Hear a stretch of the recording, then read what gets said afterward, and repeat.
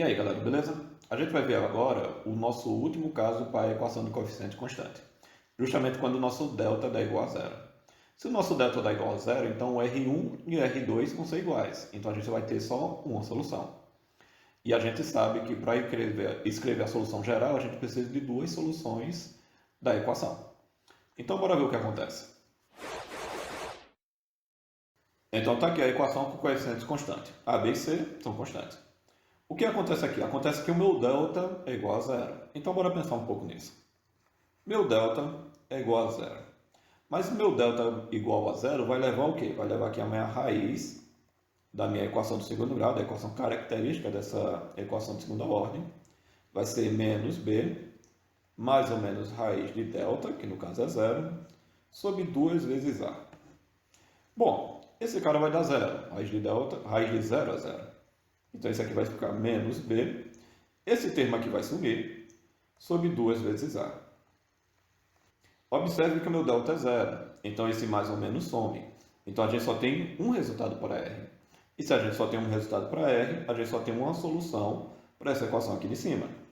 Y1 de t vai ser igual a exponencial elevada a R, que vai ser menos b sobre 2a vezes t. Então, a gente só está com uma solução. Como é que a gente vai fazer para encontrar uma segunda solução? Bom, a gente vai usar um resultado. A segunda solução será dessa forma aqui. Eu não vou demonstrar como chega nessa equação aqui não, porque a matemática aqui precisa um pouco mais pesada do que a gente já fez até agora. Então a gente só vai usar. Observe que a sua segunda solução é igual à primeira, só acrescentou um t multiplicando a sua exponencial. Então a sua solução geral vai ser dada por isso aqui. A sua primeira solução, a sua segunda solução. Tá certo? Então toda vez que der soluções repetidas, uma raiz única, você vai usar esse cara aqui para encontrar uma segunda solução e escrever a solução geral. Bora para o exemplo. Bom, enquanto a solução geral dessa equação aí, bora tirar a minha equação característica, r ao quadrado mais 4r mais 4 igual a zero. Meu delta é igual a b ao quadrado, que dá 16, menos 4 vezes a, que é 1, vezes c, que é 4. Então, esse cara dá 16 menos 16, que é igual a zero. Então, meu delta deu igual a zero. Minha raiz vai ser quem? Se o meu delta deu igual a zero, vai ficar menos b, então menos 4, mais ou menos raiz de delta, só que raiz de delta é zero, então esse termo do mais ou menos some.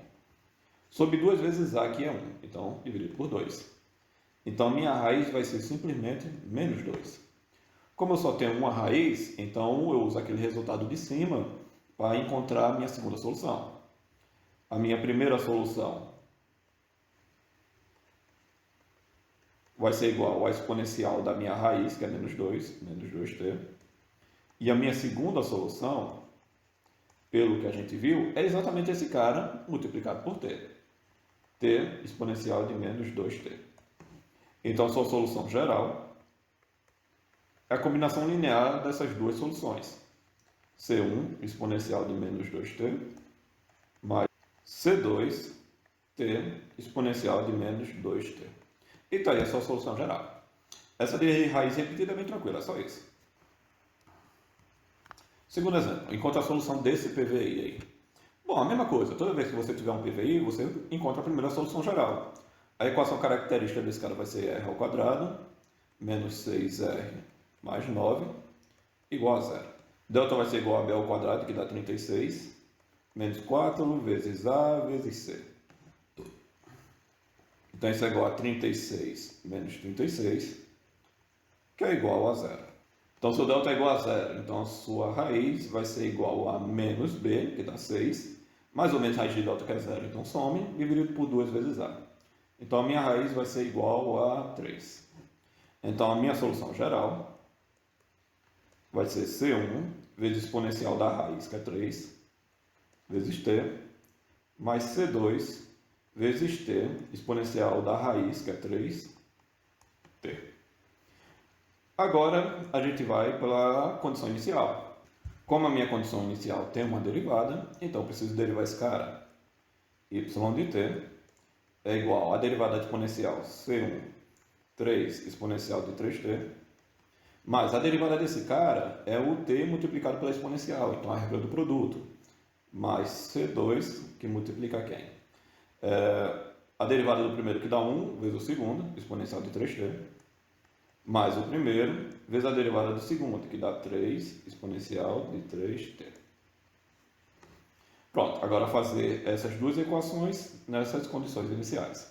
Observe que t é zero nos dois.